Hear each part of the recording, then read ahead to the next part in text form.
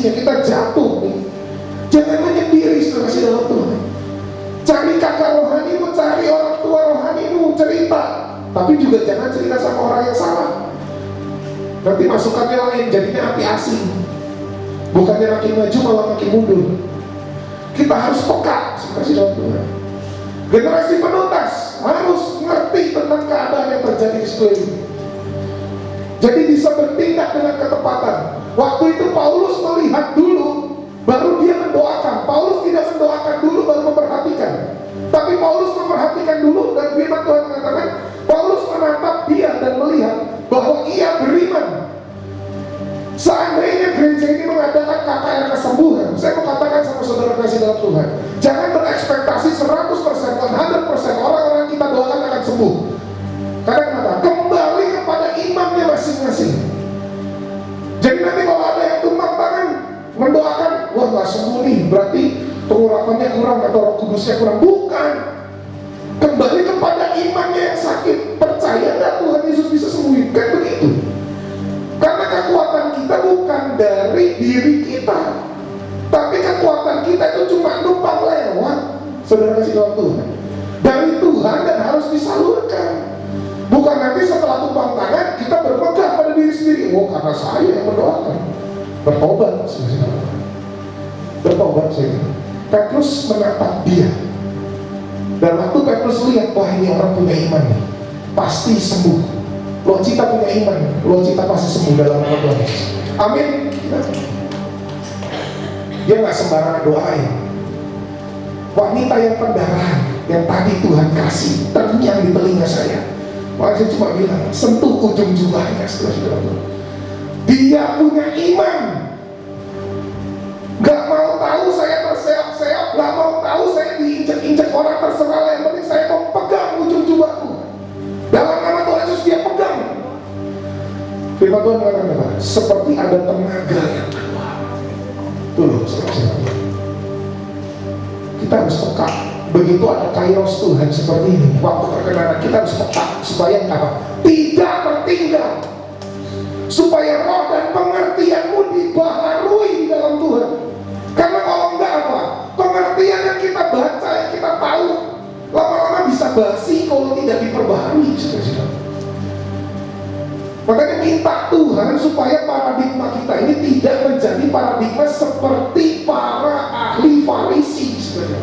Saya mau tanya, ahli Farisi ngerti nggak tentang Alkitab? Ngerti, tapi dia juga yang menyalahkan Tuhan. Ya, tinggal Anda pilih, Anda mau menjadi Rasul Kristus atau para ahli Farisi yang cuma sebatas ngerti tetapi tidak ada roh Tuhan di dalamnya. Cuma ngerti teori tetapi prakteknya nonsens. Kapasitasnya pun kelihatan, buahnya pun kelihatan.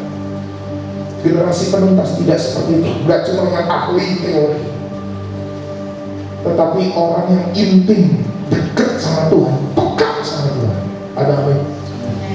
Dan dia tidak melihat umur pertobatanmu. Karena firman Tuhan mengatakan, yang terdahulu bisa yang jadi terdepan, yang terdepan bisa kembali ke belakang kalau tidak ikut kairos Tuhan. Pahit-pahit tetapi kenyataan. Klik. Next bro. Haleluya. Jangan pernah mencuri kemuliaan Tuhan yang sedang Dia nyatakan melalui hidupmu dan hidupku. Saat ini saya merasakan hadirat Tuhan.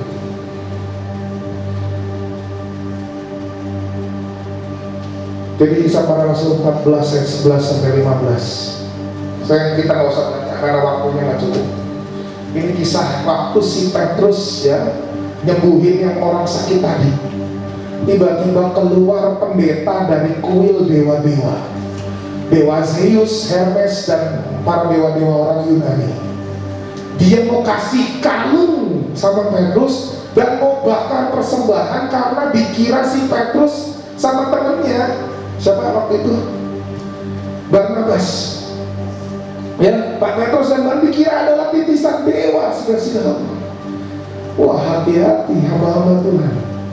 Begitu kita selesai melayani, tiba-tiba ada orang yang mengucapkan, makasih Pak, karena doamu saya disembuhkan. Cepat-cepat pulangin ke Tuhan sebelum Tuhan ngamuk. Pujian, hormat, kejayaan, kemuliaan, keagungan nggak boleh disentuh. Ada firman Tuhan mengatakan, aku tidak akan pernah membagikan kemuliaanku kepada siapapun. Itu bukan jatah kita. Karena kenapa? Anda cuma perantara, kita ini perantara Tuhan, intercessor. Tuhan titipin, kalau udah ya diambil, wong emang punya dia. Sudah sini ambil. Jangan pernah mengkultuskan dirimu, wahai hamba Tuhan. Ketika sudah melayani Tuhan, kita lupa kembaliin kemuliaan ke Tuhan. Dan firman Tuhan mengatakan apa? Ya, saya akan buka ini sebentar. Kisah Para Rasul ini menarik sebenarnya. Kisah Para Rasul 14. Di ayat 18 bunyinya seperti ini. Walaupun rasul-rasul itu berkata demikian, maksudnya berkata demikian ini, saya bukan dewa, saya seorang manusia yang biasa. Hampir-hampir mereka tidak dapat mencegah orang-orang banyak mempersembahkan korban kepada mereka. Bayangin, Paulus sudah bilang, saya bukan dewa, saya orang manusia biasa, saya cuma hamba Tuhan yang punya kuasa Tuhan. Orang gak percaya, enggak, kamu itu dewa. Bukan, akhirnya debat di situ. Hampir-hampir dia nggak bisa cegah. Tapi kalau sampai korban itu naik, dia orang-orang di sekeliling itu berhasil memberikan korban kepada si Petrus ini, mungkin mati saudara-saudara. Mungkin, karena berarti dia dapat apa yang menjadi haknya Tuhan. Ini manusia nggak boleh. Gak usah manusia, yang levelan malaikat bentuk kemuliaan Tuhan. Tahu siapa? Lucifer. Dia dapetin apa? Mati loh, dibuang, turun derajat, bukan malaikat lagi, jadi setan, jadi iblis. Turun, karena dia sentuh kemuliaan Tuhan.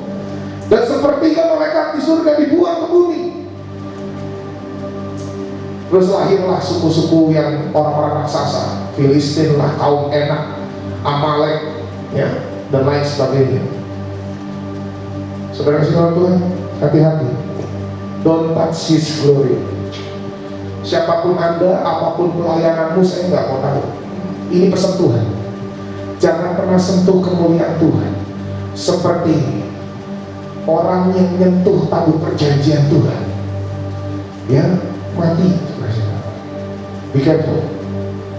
Generasi penuntas jangan curi kemuliaan Tuhan. Oke, next, Kisah Para Rasul 14 ayat 19. Beginilah firman Tuhan, saya akan bacakan. Boleh dibantu dari multimedia, buka isi worshipnya. Kisah Para Rasul 14 ayat 19, cepat. Tetapi datanglah orang-orang Yahudi dari Antioquia dan Ikonium, dan mereka membujuk orang banyak itu memihak mereka. Lalu mereka melempari Paulus dengan batu dan menyeretnya keluar kota, karena mereka menyangka bahwa ia telah mati. Saudara kasih dalam Tuhan, saya mau kasih tahu, dalam pelayanan bukan tidak ada tantangan. Ada masa-masa di mana kita terima lemparan batu.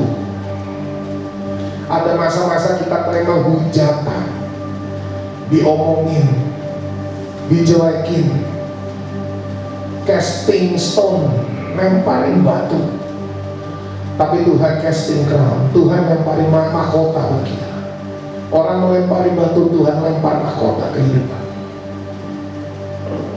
Paulus mengalami hal itu.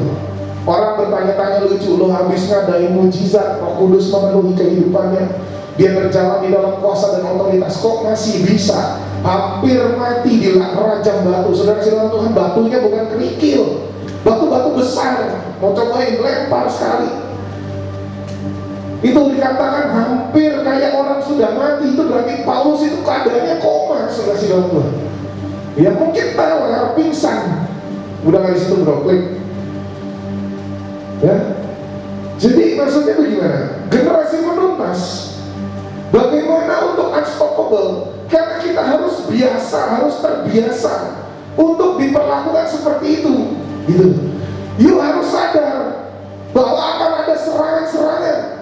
Karena kekristenan berbicara tentang sakal diri, pikul salib, dan terbiasa hidup di Pasti ada serangan-serangan, saudara-saudara. Pasti ada lemparan-lemparan batu.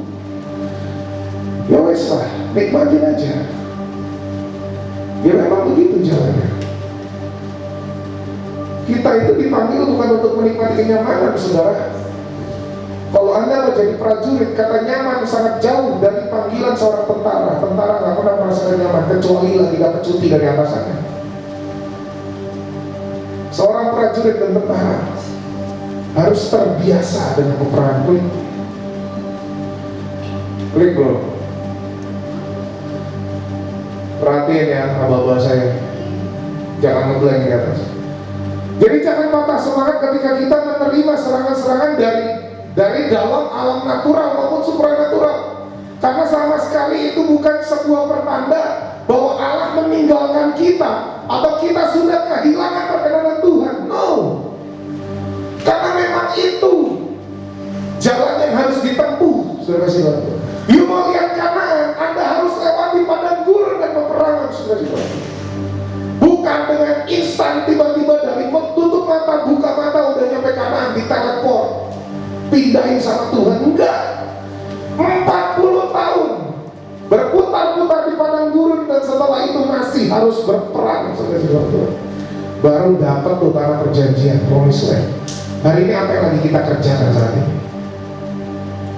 Apa yang lagi kita kerjakan hari-hari ini? Sadari bahwa kita ini ada dalam medan peperangan, bukan medan kenyamanan.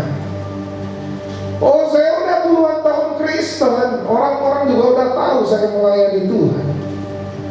Itu bukan jaminan. Siapa yang bilang?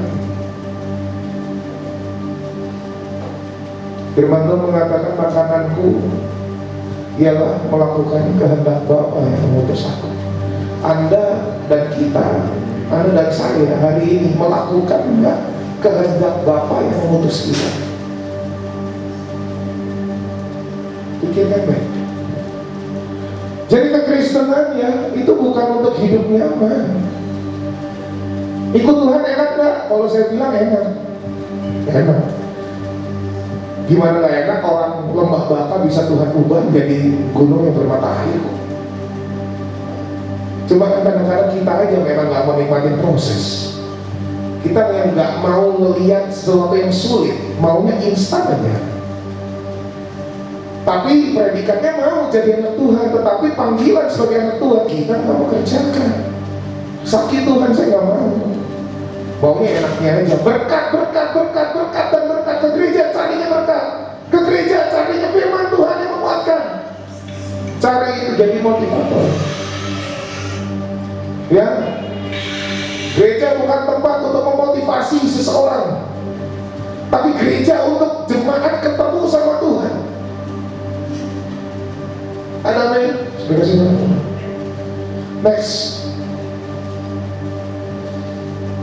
Nah ini penting.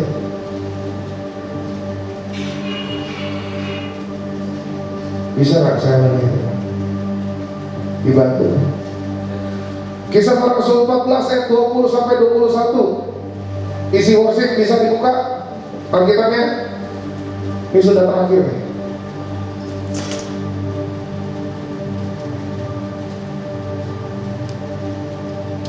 Slow banget ya. Oke lah, kita baca aja dalam Alkitabnya masing-masing. Akan tetapi ketika murid-murid itu berdiri mengelilingi dia, bangkitlah ia, lalu masuk ke dalam kota. Keesokan harinya berangkatlah ia bersama-sama dengan Barnabas ke Derbe. Paulus dan Barnabas memberitakan Injil di kota itu dan memperoleh banyak murid itu. Lalu kembali mereka ke Listra, Ikonium dan Antioquia.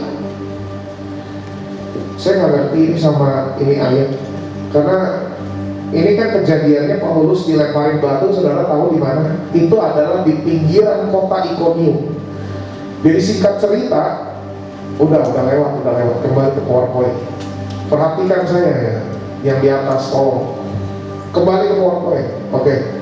Jadi unity dan hineni perikopnya yang terakhir. Kenapa? Waktu Paulus dilemparin batu sampai pingsan atau koma, itu adalah di luar kota Ikonium, maksudnya di pinggiran kota. Tapi di ayat 20, ketika murid-murid itu berdiri mengelilingi Paulus, bangkitlah Paulus masuk ke dalam kota Ikonium.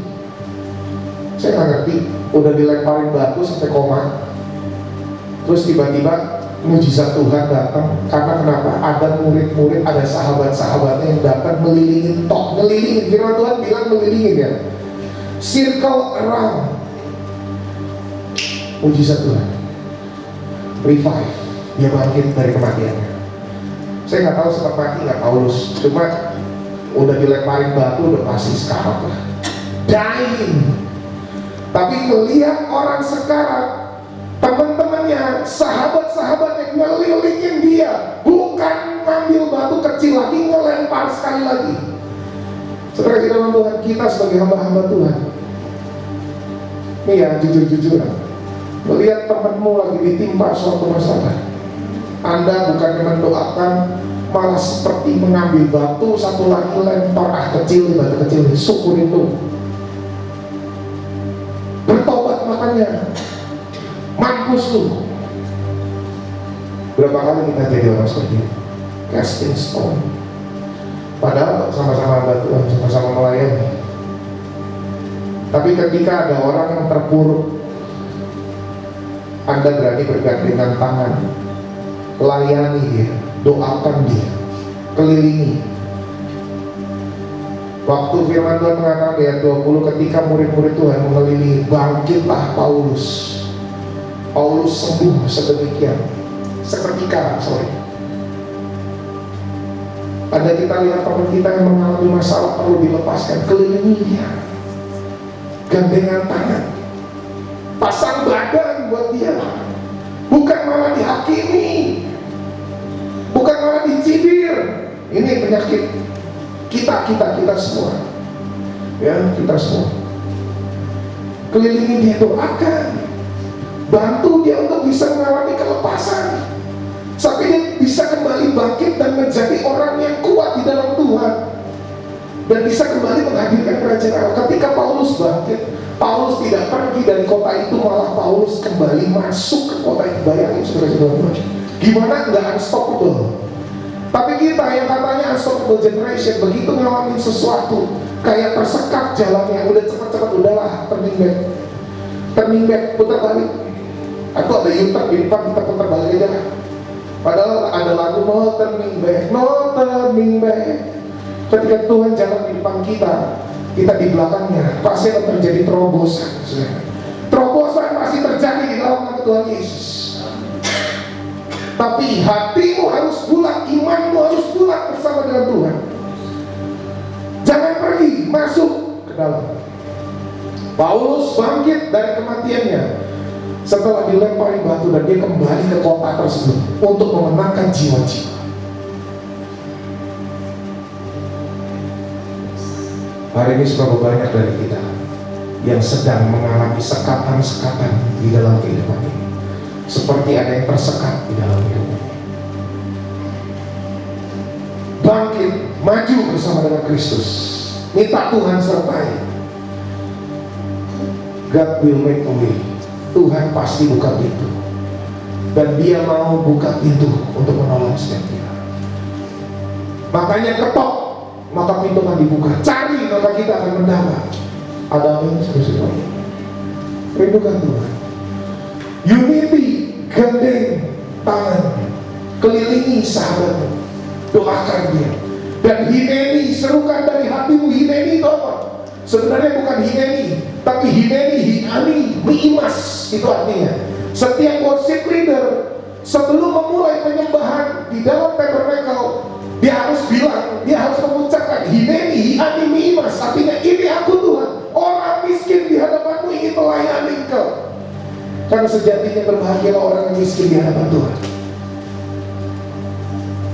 Dia akan mendapatkan perkenanan. Bukan orang yang sombong rohani, orang yang merasa dirinya miskin, gak punya apa-apa di hadapan Tuhan. Dia akan peroleh perkenanan Tuhan. Ada amin. Saya serahkan kepada Papi untuk menutup. Haleluya.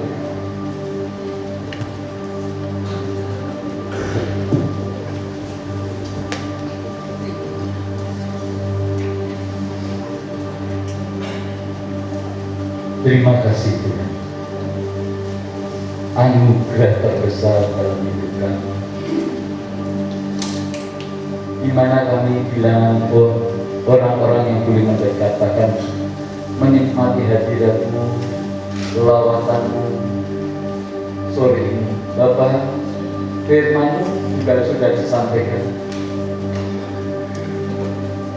Ajar setiap kami memiliki kondisi seperti Paulus, memiliki kondisi yang cepat bangkit dari keterpurukan, tidak cengeng, tapi pribadi yang bangkit, tidak mau berlarut-larut.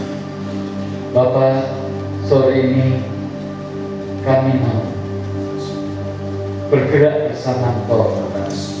Kami adalah bilangan generasi penuntas di akhir zaman ini. Ya, terima kasih Tuhan. Bapak terus beri hati yang haus, lapar, rindu mencari hadirat-Mu. Karena kami tahu saat kami menyembah,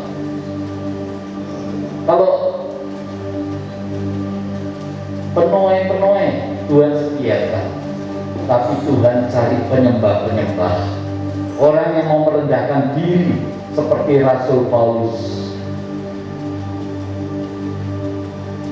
Itulah orang-orang yang beriman ada di tempat ini Tuhan.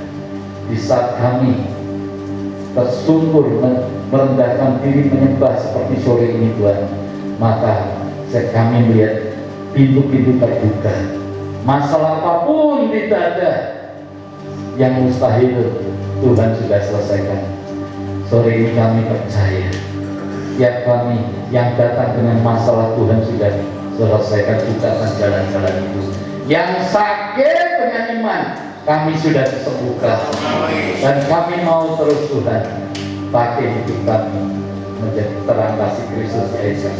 Mau berkati secara khusus hamba Pastor Sony yang terus kau tambahkan rahasia firman-Mu, sehingga boleh isi hatimu dengan jelas. Kami tangkap khususnya gereja ini menangkap isi hatimu selaras sejalan dengan hatinya Tuhan. Terima kasih Tuhan, kami kembalikan segala puji hormat kemuliaan. Saudaraku yang terkasih dalam Yesus Kristus, demikian dengan demikian doa kita sore ini sudah selesai. Kita sudah diperlengkapi, dipenuhi dengan rohnya. Oleh karena itu hidup kita tidak sama lagi. Kita makin hari ke hari makin jumpa, makin serupa Kristus. Terima kasih Tuhan. Oleh karena itu mari kita bangkit berdiri. Kita akan akhiri sore ini. Terima kasih.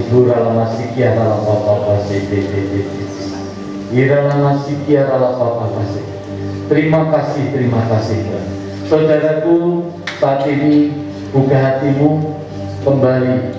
Tuhan mau memberkati setiap kita. Angkat kedua tangan sambil berkat dan terima berkat Tuhan.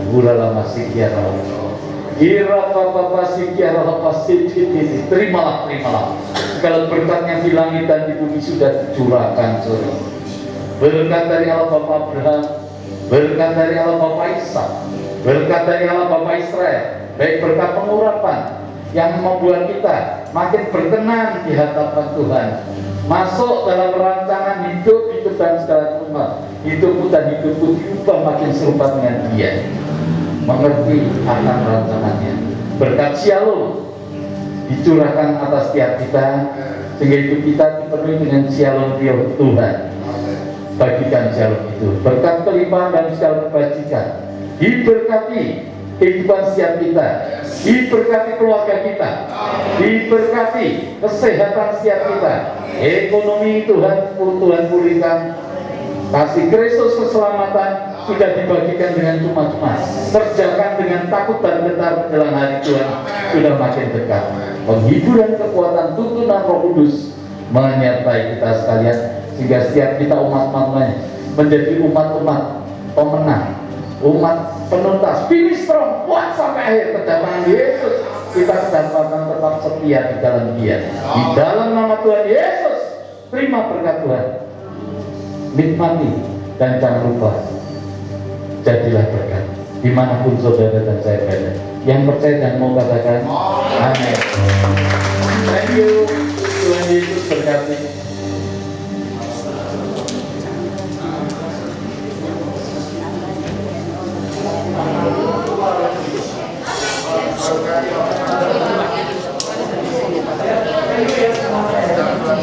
Cinta saya ya, mantap luar biasa.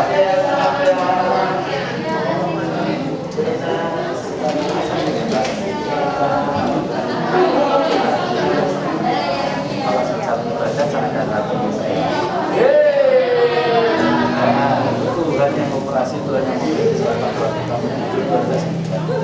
operasi, kami melaksanakan, tapi yakin persis.